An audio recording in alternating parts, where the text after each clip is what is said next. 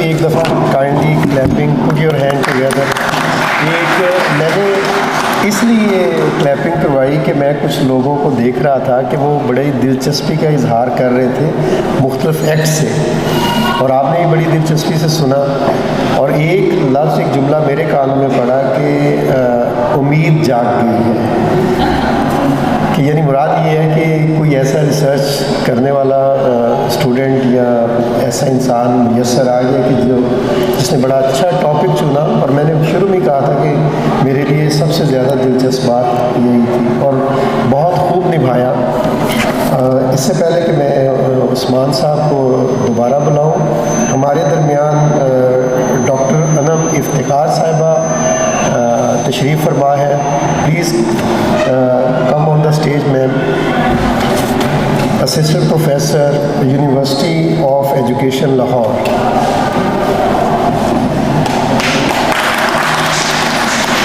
और मेरे बड़े अच्छे दोस्त काशिफ साहब जिन्होंने आखिरी सवाल पुट किया, ठीक है, दयाल सिंह कॉलेज के प्रोफेसर उर्दू डिपार्टमेंट से हैं।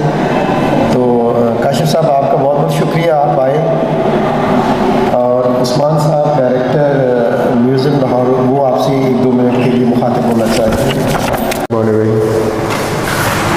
बहुत शुक्रिया लाहौर और ख़ास तौर पे डायरेक्टर म्यूज़ियम जनाब उस्मान साहब, मैम कमल, स्पीकर्स और मेहमानान।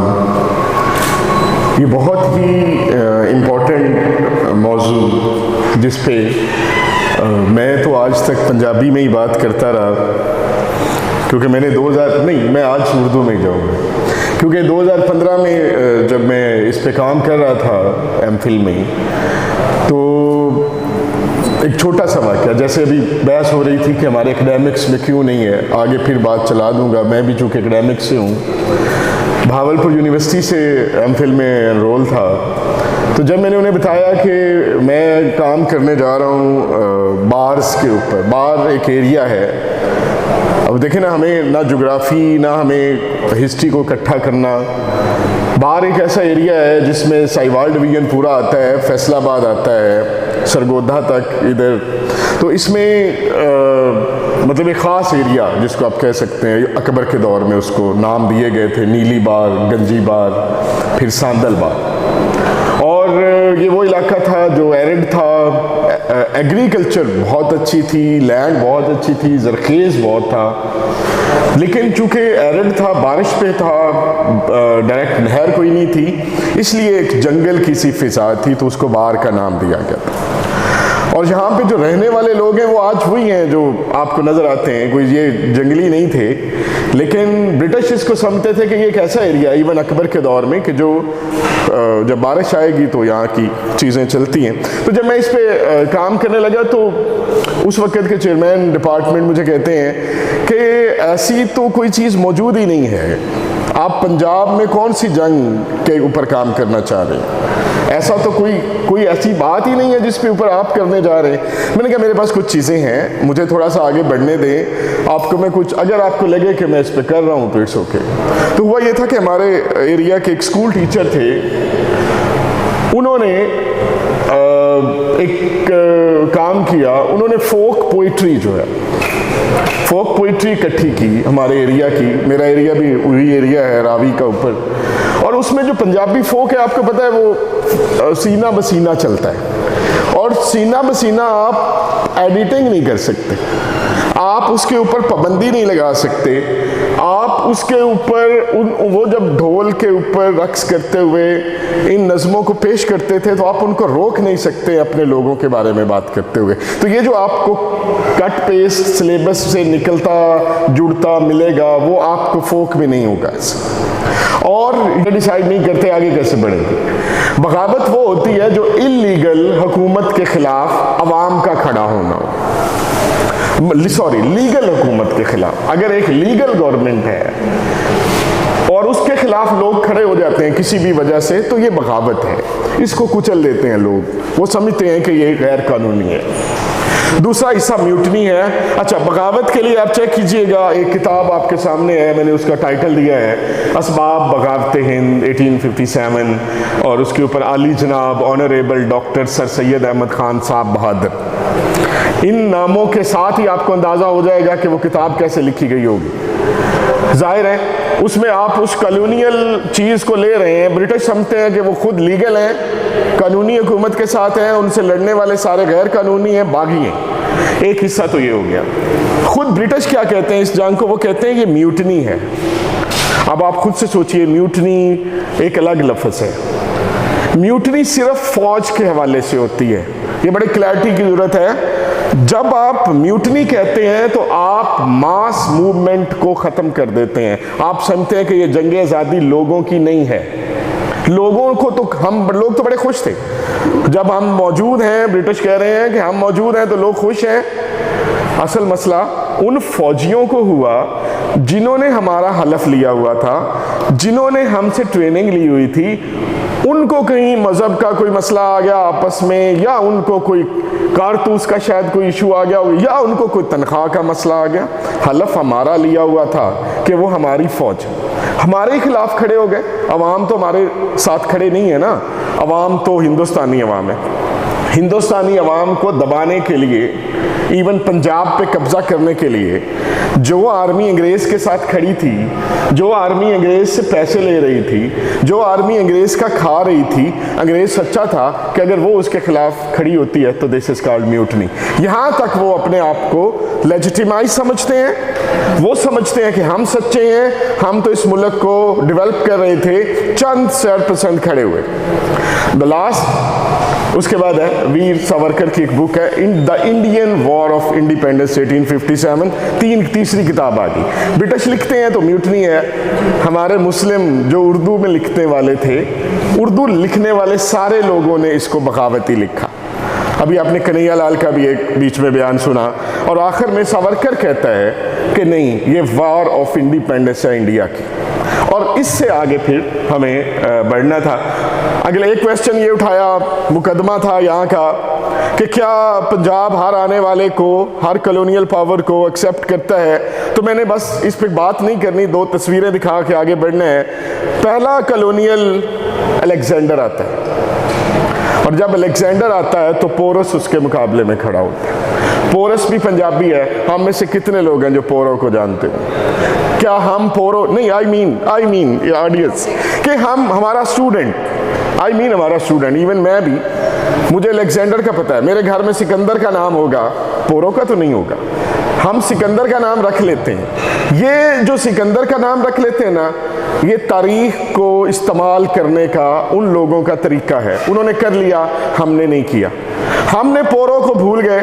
और उसके बाद अच्छा, ये रेजिस्टेंस इतनी खौफनाक थी, याद रखिएगा, कि जीत के बाद सिकंदर को पंजाब से ही वापस लौटना पड़ा। सिकंदर इंडिया में दाखिल नहीं हुआ, पंजाब से वापस हुआ। मुल्तान में उसको जख्म लगा और बाबल में जाके उसकी डेथ होती है। मेसोपोटामिया में वापस चला गया। नेक्स्ट पे आ जाए अगेन, एक मैंने अच्छा, ये रिलीजन के बियॉन्ड होता है। कॉलोनियल रेजिस्टेंस का रिलीजन से नहीं, मट्टी से तल्लक है। अगर आप मजहब पे जाएंगे तो लड़ने वालों में तकसीम पैदा हो जाएगी। जब मट्टी की हिफाजत करनी है तो आप मट्टी में, आप उस मट्टी के पैदा करदा लोग हैं, आप उस मट्टी से जुड़े हुए हैं। अकबर मुसलमान बादशाह है, लेकिन उसके मुकाबले में एक किरदार, उसका तो हम नाम भी सीधा नहीं लेते हैं। मैंने इसीलिए उसका नाम वही रखा जो हम लेते हैं, दुल्ला भट्टी। अब्दुल्ला नाम है, लेकिन अगर अलेक्जेंडर अकबर दी ग्रेट है, किंग अकबर हम नाम लेंगे, चूंकि तारीख वो लिखवा रहे हैं और हम खड़े हैं दुल्ला भट्टी वाली साइड पे, तो वो अब्दुल्ला से दुल्ला हो गया। तो रेजिस्टेंस आप दोबारा देखिएगा, मुसलमान बादशाह, रेजिस्ट कौन कर रहा? मुसलमान। तो इसका मतलब है कॉलोनियल रेजिस्टेंस का मजहब से दोबारा कोई ताल्लुक नहीं है। इसके बाद आ जाए पंजाब, यूनाइटेड पंजाब है। एक तरफ मैंने उसमें रंजीत सिंह की तस्वीर लगाई, और एक पंजाब का, एक हमारे एरिया का लीडर जिसने लीड किया, राय अहमद खान खरल, उसकी एक ख्याली तस्वीर है बहरहाल उसमें। अब आप आ जाएं कि इसमें जो कॉलोनियल रेजिस्टेंस है वो सिखों की तरफ से है, रंजीत सिंह की तरफ से है। वो पहले मुगलों को रेजिस्ट करता है, और जब मुगलों को रेजिस्ट करके वो एक हुकूमत बना लेता है लाहौर में, तो फिर वो ब्रिटिश को भी रेजिस्ट करता है। अब हम इस पे आगे बढ़ते हैं। एनेक्सेशन है पंजाब की 1848 की एक दस्तावेज़ है। मैम कंवल को मैं ज़ाहिर है ये सारा रिकॉर्ड इनका दिया गया है। मैं जिस दौर में काम कर रहा था तो मेरे एक अंकल इनके साथ काम करते थे, रमज़ान अनवर साहब, तो वो मुझे आर्काइव्स में लेके आए और उस वक्त आर्काइव्स अभी सीधे करने वाले थे। तो मैंने जब वो गठड़ियों में पढ़ा होता था तो ये जब मैंने मॉन्टगोमरी वाला एरिया देखा रेजिस्टेंस का, तो मुझे एक लेटर मिला, ये पर्शियन में है। 1848 अभी रेजिस्टेंस शुरू नहीं हो रही। 1848 में राय अहमद खान खरल जो हैं वो अलाई हैं रंजीत सिंह के, मतलब आई मीन कि रंजीत सिंह से चलता हुआ उनका सिलसिला चल रहा था। अब ज़ाहिर है रंजीत सिंह खुद तो नहीं था, उसके बच्चे और आगे अब बात बढ़ गई थी, लेकिन ये स्टिल उनके साथ ही खड़ा था। अंग्रेज़ों का कब्जा हो गया पंजाब पे, लेकिन राय अहमद खान खरल ने अपनी जगह नहीं बदली और आखिर में फिर मुल्तान के हाकम जो उन्होंने लाहौर से लिया था, ये बाकायदा उसके 2 लेटर्स हैं, मैंने वो लगा दिए हैं साथ। इसमें उनको कहते हैं कि देखो जो एक बनाया ना अंग्रेज़ों ने कि सिख, इन्होंने तो घोड़े बांधे हैं। अभी थोड़ी देर पहले हम देख रहे थे वो जो डिवाइड एंड रूल वाली पॉलिसी है। हम मुसलमान अगर खड़े हैं ना अंग्रेज़ों के साथ, तो आपको भी अंग्रेज़ों के साथ खड़ा होना चाहिए, सिखों के साथ क्यों खड़े? और आपको मेरे साथ आना चाहिए, मैं आपको सपोर्ट दूंगा। और इस सपोर्ट में फिर राय अहमद खान खरल, बहरहाल जाहिर है अब वो रेजिस्ट नहीं कर पा रहे, जितना सारा रेजिस्टेंस हो सकता था वो सिख दौर में कर लिया हुआ था। अब एक बड़ी हुकूमत के तहत वो आ चुके हैं और वो ये कहते हैं कि चलें मैं एक्सेप्ट करता हूँ आपके इस सारे काम को। और इसमें मैंने राय अहमद खान खरल का वो जो बाकायदा सिग्नेचर के साथ एक लेटर है, स्टैम्प भी है, क्योंकि कुछ लोगों को लगता है कि अहमद खान खरल को बहुत ही ख्याली सा कोई किरदार कहीं आया होगा। तो ये वो डॉक्यूमेंटेशन है जो आर्काइव्स में आज भी मौजूद है, अहमद खान खरल की स्टैम्प और उसके अपने सिग्नेचर के साथ आप इसको आगे बढ़ा सकते हैं। अच्छा, बात हो गई, इंडिपेंडेंस शुरू हो गया, 11 मई को ये सिलसिला था मेरठ से, इसका भी हमने देख लिया, आगाज़ हुआ। लेकिन पंजाब में वही वाली कहानी अनारकली में दोहराई गई कि अनारकली के अंदर जो मीटिंग हुई है उसमें तय हो गया कि हमें अनाम करना है अपनी छावनी को, और ये 2 हिस्सों में हो रहा था, मुल्तान में भी, लेकिन जो मेन था वो लाहौर था। लाहौर अगर बच जाता है वही, तो हम हिंदुस्तान को बचा सकते हैं। ये अभी गुफ्तगू हो गई। दूसरा पोर्शन था मुल्तान कैंट, चूँकि मेरी जो ज़्यादा बात है वो मुल्तान डिवीज़न के ऊपर है, और उस वक्त का मुल्तान डिवीज़न जो है उसमें 2 बड़े डिवीज़न शामिल थे, एक साहिवाल डिवीज़न आज का और उस वक्त का भी। अब 2 डिवीज़नों को अगर मिलाएं तो एक मुल्तान डिवीज़न बनता है। अब उस मुल्तान डिवीज़न में मेन जो मखदूम थे, खाकवानी थे और हिराज थे जो उस वक्त ब्रिटिश के साथ खड़े थे। ये थोड़ी सी मैंने पहले ही बता दिया है कि ये 4 एरियाज़ हैं। दुआब के तौर पे हम जानते हैं जिस एरिया में ये लड़ाई हो रही है वो बार का एरिया है, नीली बार, गंजी, सांदल और किराना बार। और ये वाला अगर आप देखें तो पंजाब का वो इलाका बनता है। अगर आप देखें तो इसमें फैसलाबाद डिवीज़न पूरा है, मुल्तान भी है और साहिवाल डिवीज़न भी है जो रेजिस्ट कर रहे हैं। ये अगर आप रेड में देखते हैं तो मैंने उनको इनसर्कल किया है। और इसमें जो मेन उस वक्त की तहसीलें थी, सैयद वाला, आज आप उनके नाम नहीं सुनेंगे। सैयद वाला उस वक्त तहसील थी, आज एक छोटा सा कस्बा है। गुगेरा उस वक्त तहसील थी, आज एक कस्बा है। हड़प्पा उस वक्त एक तहसील थी, आज एक कस्बा है। क्यों? इसकी बात आगे आएगी। क्योंकि इन्होंने रेजिस्ट किया, और जब इन्होंने रेजिस्ट किया तो उन्होंने अर्बन सेंटर उठा के ही बदल दिए।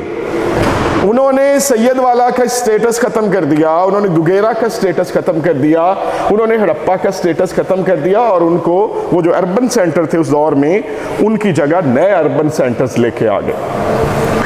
और इसमें जो ट्राइब्स हैं जनरली, उसमें खरल, वट्टू फैमिली, फतेहाना, मुर्दाना, वहनीवाल, ये लोकल ट्राइब्स हैं। और इनके मुकाबले में उस दौर के जितने भी मखदूम हमारे एरियाज़ के थे वो बहरहाल ब्रिटिश के साथ खड़े हैं। होता क्या है? अच्छा, अब एक बात ज़हन में रखिएगा, हमारा जो मुकदमा है वो ये तय करना है कि पंजाब ने रेजिस्ट किया कि नहीं किया। और दूसरा हमने एक बात और तय करनी है कि रेजिस्टेंस म्यूटनी वाली थी, फौजियों वाली थी, या आम आदमी की थी। अहम बात यह है, जब आप लोगों को बताने जाएंगे कि फौजी जो ट्रेंड था उसने गन उठाई और खड़ा हो गया, तो बहरहाल अंग्रेज उसको जस्टिफाई कर लेगा कि हमारा खाता था, हमारे खिलाफ खड़ा हो गया। हमने ये दिखाना है कि वहां पे मास मूवमेंट कहां है, आम आदमी कहां लड़ रहा है, तो वो आपको यहां पे नजर आएगा। एक ट्राइब था, जोया ट्राइब, दरियाए सतलुज के किनारे एक गांव है, तो वहां पे जब ये टैक्स लेने गए। अच्छा, अब एक और बात भी है, सितंबर के अंदर दिल्ली दोबारा रिकैप्चर हो रहा है मुगलों के हाथों, और अभी इस एरिया में लड़ाई शुरू नहीं हुई। ये बहुत ही अहम पॉइंट है कि यहाँ की लड़ाई बिल्कुल डिफरेंट है। ये नहीं है कि हम उसको मिक्स कर दें उसी के साथ, अगरचे हिस्सा उसी तरह से बन रहा है, लेकिन मैं ये समझता हूं कि जिस वक्त 19 सितंबर तक तो दिल्ली दोबारा फतह हो रहा है, और जब दिल्ली दोबारा फतह हो रहा है अभी, तो उस वक्त मूवमेंट जो है वो गुगेरा में आगाज हो रहा है अभी उसका।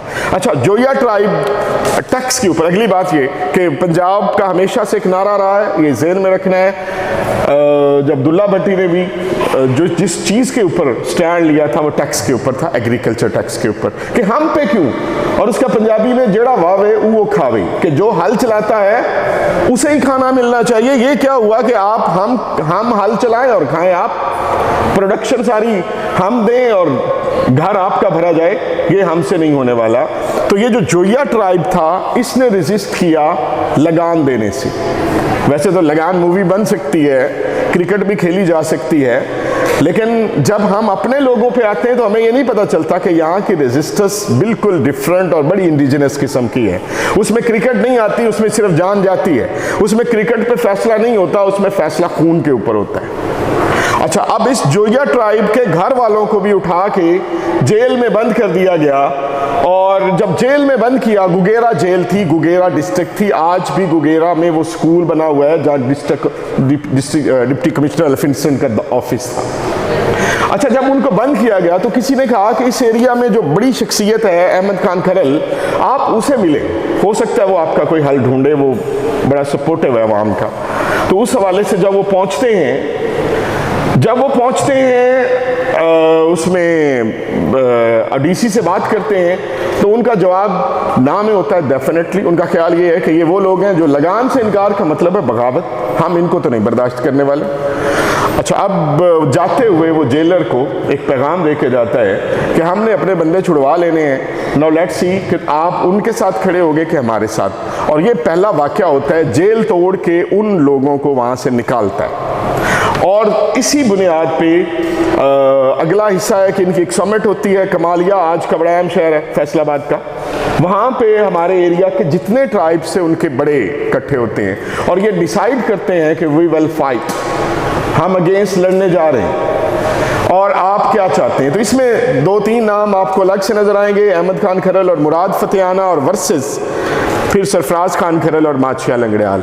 अहमद खान खरल और मुराद फतेहाना की जो फैमिलीज हैं, याद रखिएगा आज भी वो शायद MP MNS नहीं बन पाती, क्योंकि शायद छोटे छोटे उनके हैं अपने एरिया के, मुझे पता है कि वो, लेकिन जो पॉलिटिक्स में आज भी बाइख्तियार लोग हैं वो उनके उस वक्त के मुखालिफ हैं। वो उस वक्त भी अंग्रेज के साथ थे। अभी आपका क्वेश्चन था कि क्यों नहीं हम निकल पा रहे, तो जो उस वक्त ब्रिटिश की सपोर्ट करते थे वो आज भी अगर इलाकों में सरबराह होंगे पॉलिटिक्स के अंदर, तो फिर आप कैसे कह सकते हैं कि सिलेबस के अंदर आपको वो नाम नजर आ जाएंगे, क्योंकि वो रास्ता तो वहीं पे खड़ा है, अभी आप उससे बदलना ही नहीं चाह रहे।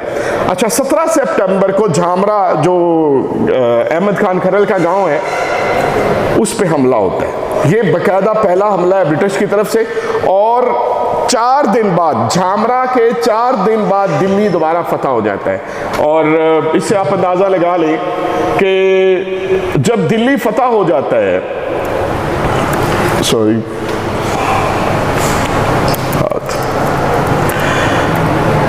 अब ये वाला एरिया है टोटल, ये हाथ से बना हुआ एक नक्शा है कि एक तरफ आप रियासत बावलपुर देख सकते हैं, और दरमियान में आप सतलुज और फिर दरियाए आगे दरिया रावी है। तो ये वो एरिया है हाथ से ही बना हुआ, इसके मुख्तलिफ गांव दिखाए हुए हैं कि किस गांव में वॉर हो रही थी। जनरली हमें लगता है कि वो हम एक साहिवाल देख लेते हैं तो ये काफ़ी हो जाता है, लेकिन चूंकि ये डिटेल मैप है जिसमें बताया गया कि किस किस एरिया में आगे बढ़ रहे थे। अच्छा, जब पहला हमला होता है तो मैं एक चीज़ जिसके ऊपर एतराज़ किया जा रहा था ना कि होता क्या है, अब दो चीज़ें आप देखिएगा कि हमारा जो फोक लिखने वाला है ना वो करता क्या है, अपने दुश्मन को कमज़ोर नहीं कहता।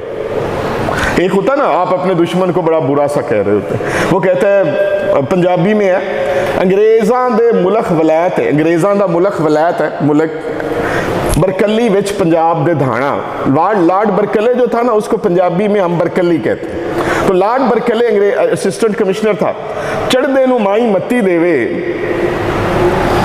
पंजाबी में तर्जुमा कर दूंगा साथ साथ कि उसकी माँ जो है बरकले को कहती है कि पुत्रा जामी हो से आना, कि अगर तुम में अगर अकल है, अगर तुम से आने हो तू वगैया जानना है उस पंजाब दे खरल राठ में, कि तुम उस पंजाब में जा रहे हो जहाँ के लोग बहुत लड़ाके होते हैं। और बाकी उन्होंने नाम दिए हैं, सारिया कौमां दा सरदार अहमद खान है, सुच्चा ओदा पेटा ते ताना, अगे भी हुकूमत दे ओ लैंदा मोर्चे, उस तू वला के लग जांदा राजा रंजीत सिंह निमाना। एक वक्त था कि उस वक्त उसकी फाइट रंजीत सिंह, तो उसने कहा कि जिस एरिया में तुम जा रहे हो ना वो बड़ा लड़ने वाले लोग हैं, ज़रा अच्छे तरीके से जाना और ये ना हो कि वो मुश्किल में पड़ जाए। तो अब उसका एक अगला है कि राय अहमद खान अब अंग्रेज़ बरकली अब उसको ऑफ़र क्या कर रहा है, अंग्रेज़ उसकी ऑफ़र है, लॉर्ड बरकले की ऑफ़र है, तेरी राय अहमद देवे घोड़ियाँ, तेरी लंदनू लिख लिया सा नेक नामी। अब एक बात ज़हन में रखिएगा, उस वक्त एक बड़ी ख़ास, अंग्रेज़ों को दो चीज़ों से डर था कि अगर वॉर में जो असला इस्तेमाल होता है और जो घोड़ियाँ इस्तेमाल होती हैं, अगर वो इनके पास रही तो पंजाब खड़ा हो सकता है। तो उसने इस इलाके के ख़ास तौर पे अहमद खान खरल को कह रहा है कि अपनी घोड़ी मुझे दे दो। अब घोड़ी देने का मतलब ये था कि आपके पास जो असला है और जो पावर है वो हमें दे दो, मैं आपके लिए एक सर्टिफिकेट लंदन से लिख के बादशाह से ला के देख सकता हूँ आपको। तो वो आगे से कहता है, रन्ना भोए ते घोड़ियाँ वंड किसे ना देतियाँ। तीन चीज़ें हमारी रवायत में नहीं है कि हम किसी के साथ तकसीम करें, औरत, ज़मीन और घोड़ी, होंदिया बुत दे विच सा सलामी, जब तक इस जिस्म में जान है। ये तीन चीज़ें, ज़मीन हमारा मुल्क, हमारी औरत और हमारी घोड़ियाँ, लड़ने का जो हथियार है, हम ये किसी से तकसीम नहीं किया करते। तो वह ये बात आगे चल पड़ती है और बहरहाल इसमें अगर आप देखना चाहें तो आर्काइव्स के लेटर्स भी हैं और ज़्यादा टाइम नहीं, क्योंकि ज़ाहिर है हमने एक मकसद है कि हम इसको कैसे जस्टिफाई कर सकते हैं कि ये वॉर है, और वॉर भी वो जिसमें हम लोग अवाम खड़े हुए। 21 सितंबर 1857 अहमद खान खरल जब गुगेरा पे अटैक करता है, गुगेरा डिस्ट्रिक्ट के ऊपर, ये इतना बड़ा अटैक था जनरली कि दिल्ली में बैठे हुए लोगों को नहीं लग रहा था कि पूरे पंजाब में मज़ाहमत हो रही है। अभी आपने देखा होगा थोड़ी देर पहले भी कि कुछ लेटर्स बाकायदा एक दूसरे को कंग्रेट करने के लिए हैं कि आपको मुबारक हो आप जीत गए, आपको मुबारक हो आपने रेजिमेंट जो है वो पकड़ ली, आपको मुबारक हो आपने फलां कर लिया। लेकिन आपको कहीं ये नज़र नहीं आएगा कि अभी तो असल चीज़ बाकी है, और वो है जब आवाम खड़ी होती है। और जब ये खड़े होते हैं तो उसमें पहली ही वॉर में, पहले ही हमले में 21 सितंबर को अहमद खान खरल शहीद हो जाते हैं। और इसमें एक लेटर सिर्फ ये डिसाइड करने के लिए है कि ये कौन सा दिन बनता है। एक लेटर है जिसमें लिखा हुआ है कि when will you reach, come on as soon as you come. आप अंदाज़ा लगाएं कि एक तरफ लाहौर में मुबारकबाद थी, मुबारकबाद है, एक तरफ पेशावर से कर्नल एडवर्ड को खत लिखा जा रहा है कि जितनी जल्दी हो सकता है पहुंच जाओ, क्योंकि हम बहुत फंसे हुए हैं। मतलब जितनी जल्दी आप आ सकते हैं आ सकें। आगे आगे दो चीज़ें हैं वो मैं बहुत इंपॉर्टेंट है इसी मकतूब के अंदर है। The road to Multan is still closed, the very very important thing. Road to Multan is still closed. Where it was at Sahiwal. Sahiwal का गांव है मोहम्मदपुर, वहां पे रोड का मतलब था कि दो रास्ते थे, एक दरिया से आता था और एक रोड था जो लाहौर से मुल्तान जाता था। मुल्तान से लाहौर और लाहौर से दिल्ली तक की जो आप कह सकते हैं फीड थी, अंग्रेज़ों को जो बैक मिलता था वो इस रास्ते से मिलता था और वो रास्ता वहां से काट दिया गया।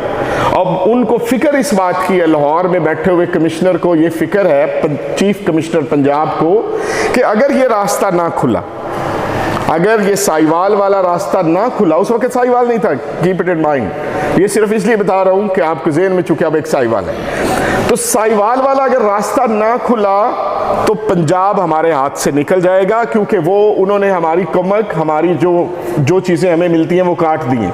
अगली बात, हमारा असिस्टेंट कमिश्नर भी वहां मर चुका है, मिस्टर बर्कले किल्ड, तीसरी लाइन में है मिस्टर बर्कले किल्ड, और आखिरी लाइन इसमें है captain Hudson has brought in the king as prisoner to Delhi.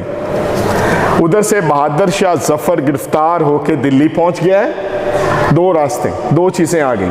Punjab के अंदर लॉर्ड बर्कले की डेथ हो रही है, ही इज मर्डर्ड देयर, वो मारा जा चुका है। और उधर दिल्ली में सूरत हाल क्या है कि दिल्ली में जो बहादुर शाह जफर है वो गिरफ्तार हो चुका है, दिल्ली सरेंडर कर चुका है और पंजाब खड़ा हो चुका है। ये अहम पॉइंट है यहां से। और ये मतलब एक ही लेटर डिसाइड करता है, और ये लेटर के ऊपर डेट है 22 सितंबर 1857। मैं अगर बोल्ड करता अब तक नजर नहीं आ रहा, लेकिन 22 सितंबर 1857 को। तो 21 को दो अहम वाकयात हैं, दिल्ली का फाल कर जाना और पंजाब का राइज कर जाना। और ये पंजाब की जो राइज है, जो रेजिस्टेंस है, वो शो कर रही है कि हम ना तो आपसे तनख्वाह पहले लेते थे, ना अब हम तनख्वाह लेने वाले हैं। हम अपनी धरती के लिए लड़ते थे पहले भी, और अब भी हम धरती का कोई हिस्सा आपको नहीं देने वाले। और इसमें उन्होंने एरिया के मुख्तलिफ लोगों को जो, अच्छा इसमें अहम बात, अब ये कैसे पता चला कि इंटरनेशनल भी हुआ ये वाकया।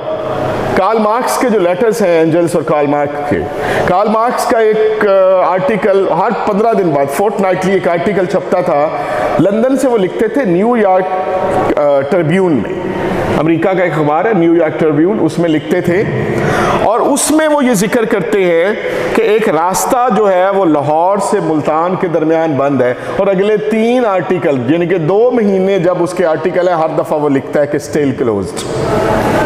इसका मतलब क्या हुआ कि दिल्ली 2 महीने में फतह हो सकता है, एक रास्ता नहीं 2 महीने में खुल सकता। और उसके लिए आप जितनी भी जान मारने की कोशिश कर रहे हैं, पॉसिबल नहीं हो रहा कि उसको हम खोल पाएं। अच्छा, ये न्यूयॉर्क ट्रिब्यून के उस सफ़े का वैसे तस्वीर है, उसको आप पूरा देख नहीं पा रहे, उसकी डेट्स के साथ मैंने वैसे लगा दिया था।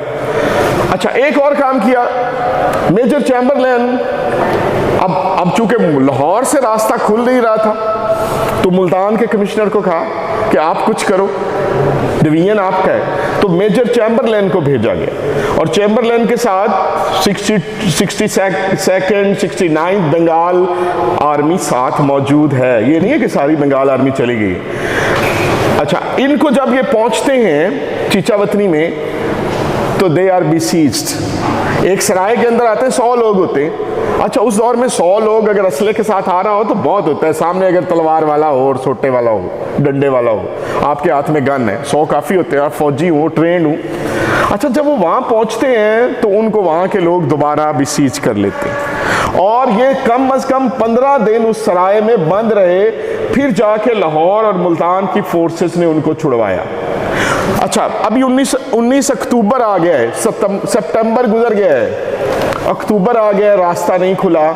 एक और काम करते हैं, हमारे इलाके के जो लोग हैं उनके एक लेटर, ये म्यूटनी जो बुक है, म्यूटनी रिकॉर्ड, उसमें छपा भी हुआ है।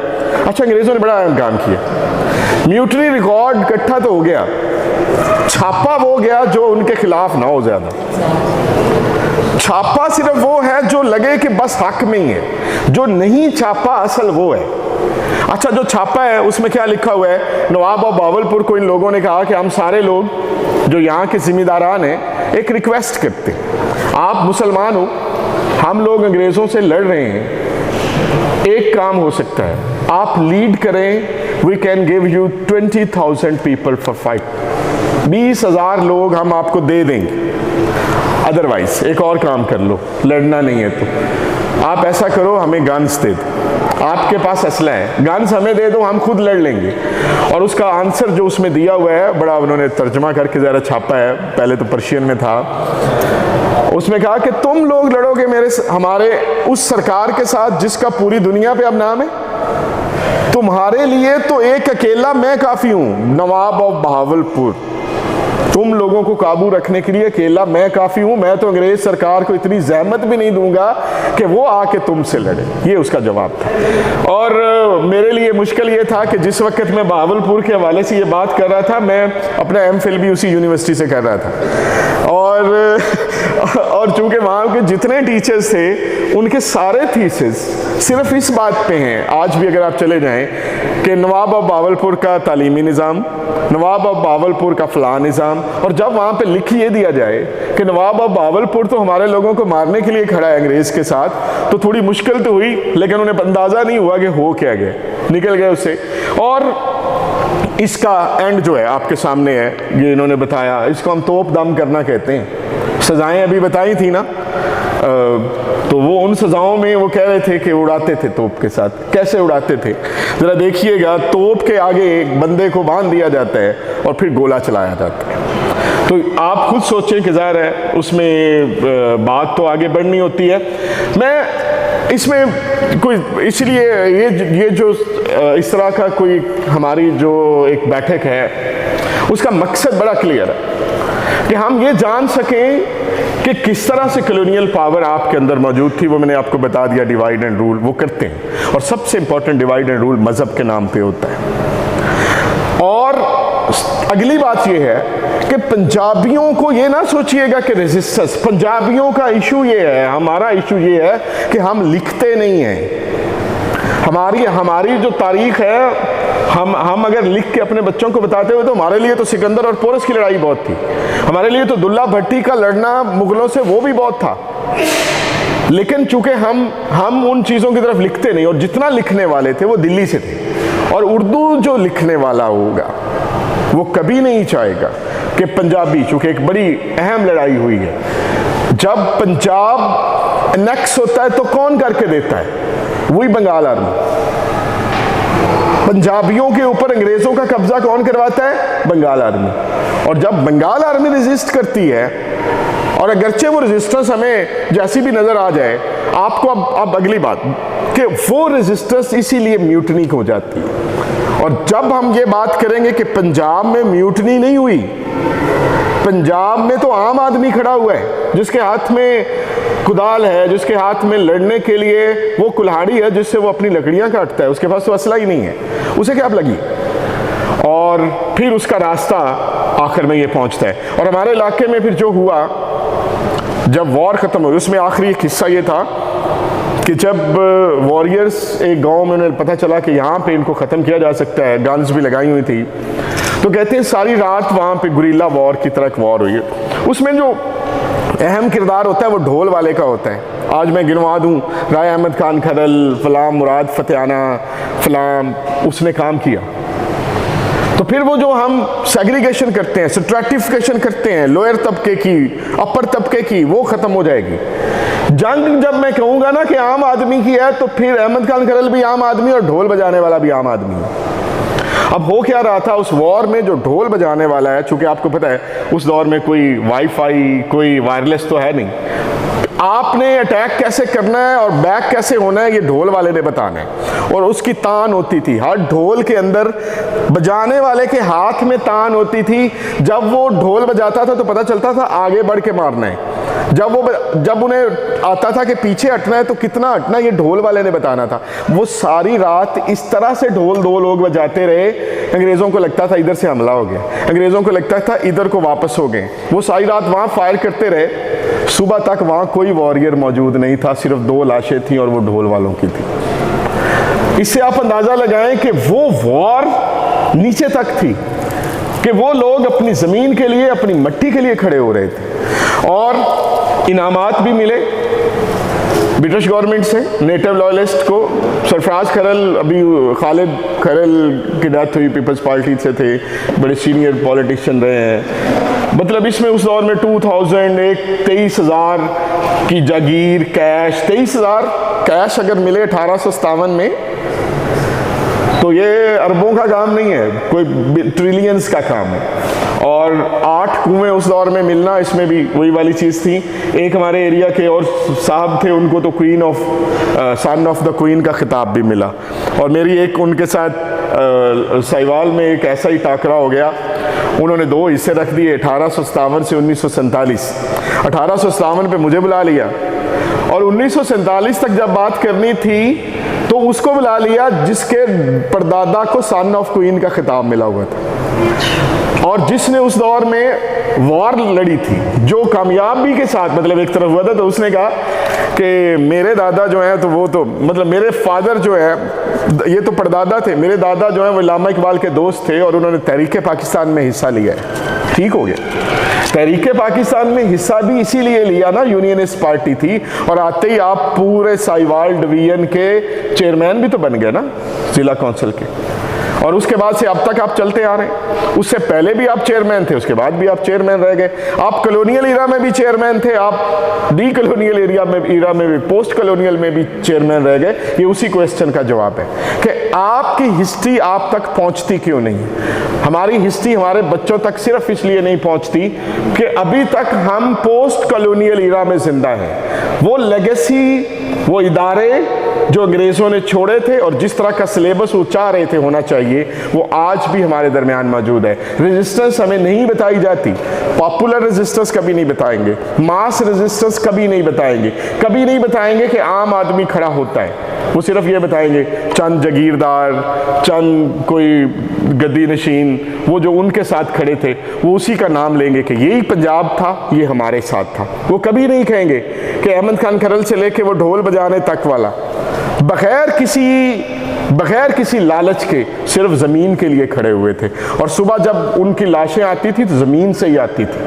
ये नहीं हुआ। और आज भी आप उस पूरे रावी के एरिया में चले जाएं, आपको कोई फ्यूडल नज़र नहीं आएगा, 2-4 के सिवा जो उनके साथ थे। बाकी सारे गांव जला दिए गए और वापस उनके पास कहीं किसी के पास 10 एकड़ बचा, कोई 5 एकड़ बचा, ज़िंदगी गुजारने का एक तरीका बचा।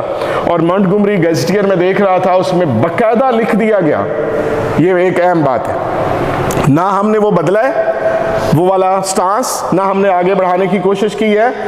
मैं अभी लास्ट जो अभी मंटगोमरी, अभी साहिवाल गैजेटियर बन रहा था, तो उन्होंने मुझे उस कमेटी में रखा, तो मैंने उन्हें इशारा भी दिया कि जो उस वक्त के गैजेटियर्स हैं, आप कुछ तो बदलें।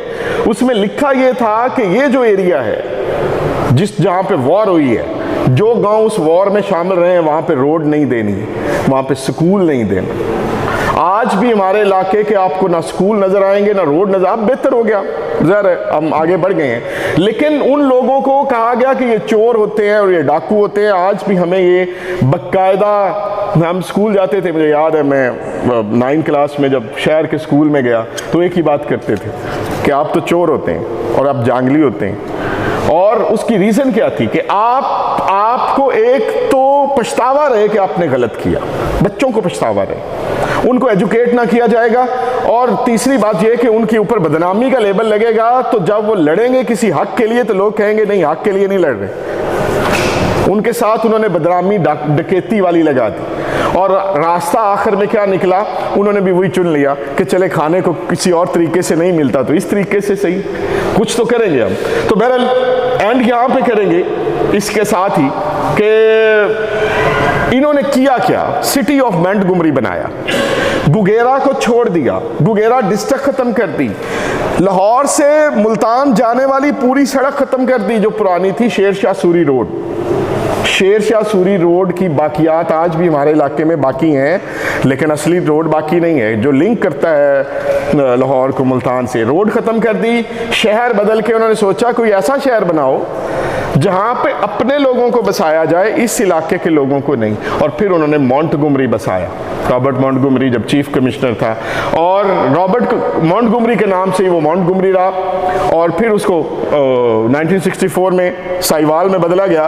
तो अभी उसकी जो 150 साल तकरीब थी, तो मैंने उसमें एक बात कही थी, लोग दुश्मनों के निशान को इसलिए ज़िंदा रखते हैं ताकि दुश्मन याद रहे। हम उनके नाम बदल के पूरी तारीख मिटा रहे हैं। अगर हम आज भी उसको मॉन्टगोमरी रहने देते तो लोगों को याद रहता कि इन्होंने हमारे डर से नया शहर मॉन्टगोमरी बसाया था, इन्होंने हमारा पुराना शहर ख़त्म करके नया शहर इसलिए बसाया था कि हम ये डर के यहाँ पे आए थे। हमने उसको मॉन्टगोमरी से साहिवाल बदल के उसकी सारी शनाख्त ही ख़त्म कर दी है। हमने एक तरह से उस जिद्दोजहद पे पानी फेर दिया जो उस दौर के लोगों के लिए थी। तो इसके साथ ही मैं इसको इख्तिताम करूँगा कि हमारा जो सिलेबस है, हमारी जो चीज़ें हैं, वो डेफिनेटली हमारा एकेडमिशिया उसके ऊपर बात कर सकता है, लेकिन सिलेबस में आएगा वही जो कॉलोनियल और पोस्ट कॉलोनियल लेगेसी के लोग चाहेंगे। जब तक हम उसको नहीं बदलेंगे तब तक हम आगे नहीं बढ़ सकते। बहुत शुक्रिया। Any question please? जी, क्वेश्चन?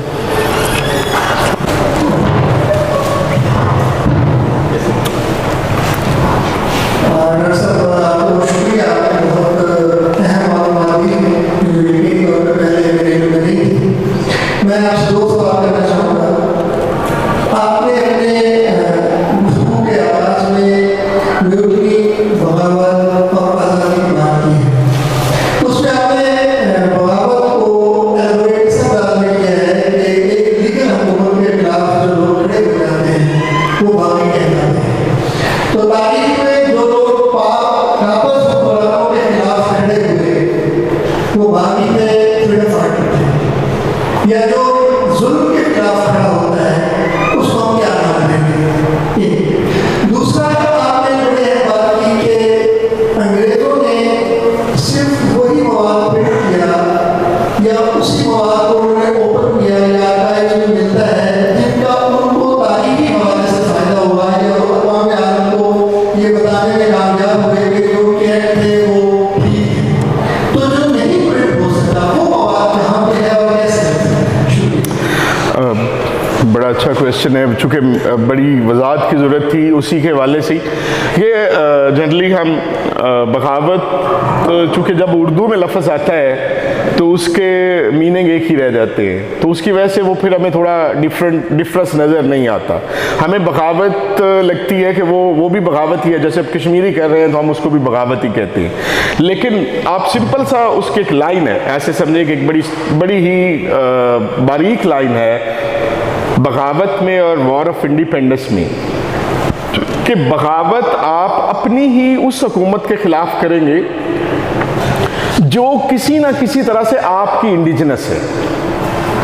बगावत वो होगी, अगरचे वो जुल्म करने वाली हुकूमत हो सकती है, लेकिन ये भी तो हो सकता है कि उसके साथ भी कई लोग चल रहे हो, उसकी पॉलिसीज खिलाफ हो सकती है। इसके लिए बहुत सारे दौर रैलियाँ देखे जा सकते हैं। कई एक पूरा दौर रहा जिसमें कोड़े लगते रहे लोगों को, तो क्या हम उसको ये नहीं कह सकते कि कोड़े खाने वाला बागी था, सिर्फ ये कह सकते हैं कि वो सियासी एक रेजिस्टेंस कर रहा था इस मुल्क में रूल ऑफ लॉ के लिए।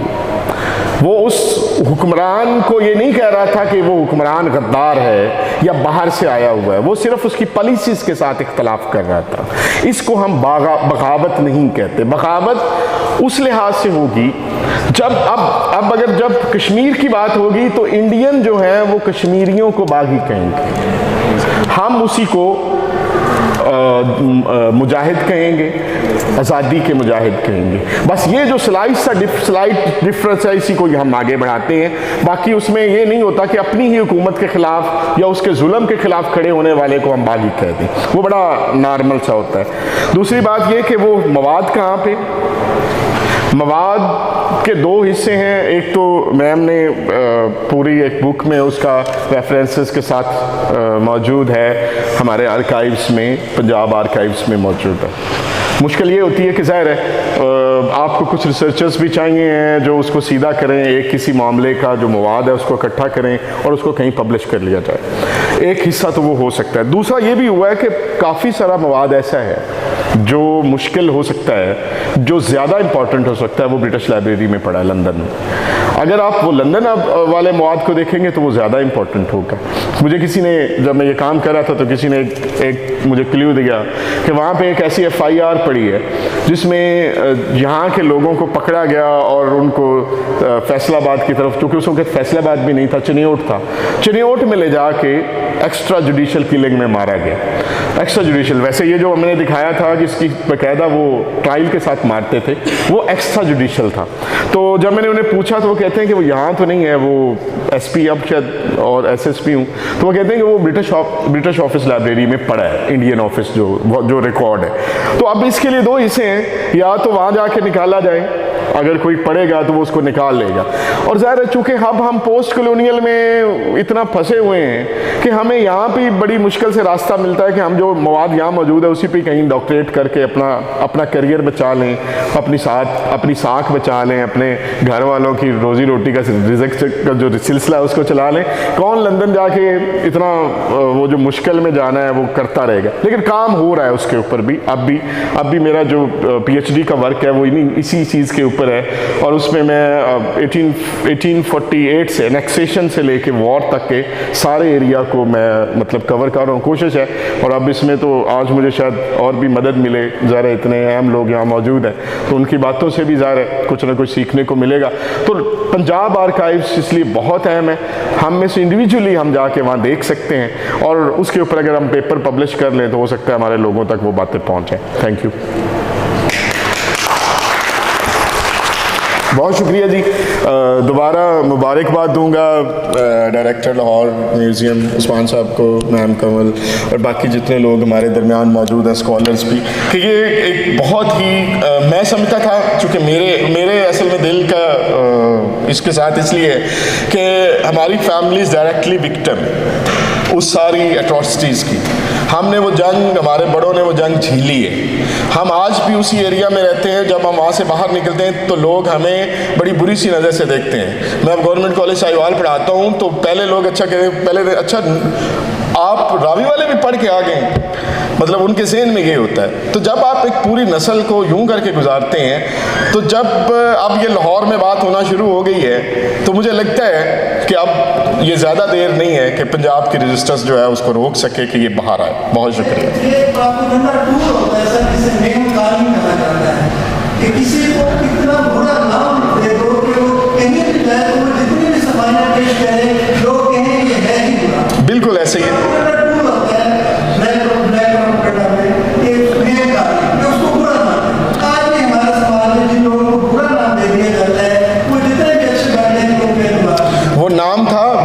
गेस्टियर में लिखा हुआ है जांगली। अब वो आप उन सारे लोगों को जांगली कहते हैं, मतलब हम जो सारे लोग हैं हमें जो सीधा नाम है ना हमें वो यही कहते हैं अभी भी शहर में कि आप जांगली। हालांकि शायद हो सकता है कि उर्दू का लहजा हमारा उनसे शायद अब थोड़ा अच्छा ही हो गया हो, तो उसके बावजूद हम जब अपने ओरिजिनल लहजे में बात करते हैं तो वो समझेंगे। बहुत शुक्रिया आप लोगों के साथ बात करके।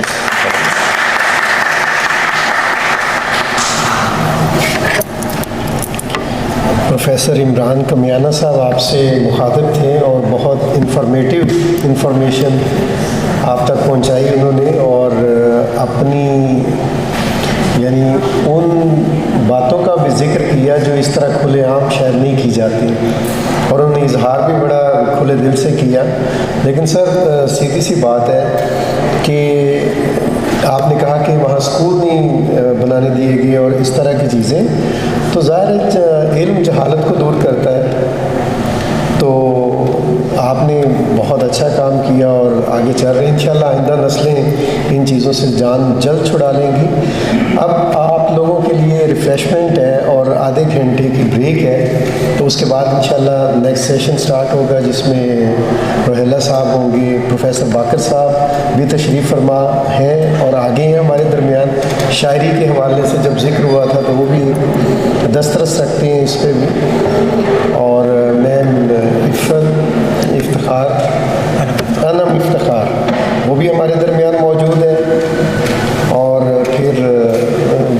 जिसकी सदारत में आप सब बैठे हुए हैं, वो भी इंशाअल्लाह अल्लाह बख्शाई करेंगी और हमें अच्छी से अच्छी मालूमात फराहम करेंगी। Thank you. एक बात है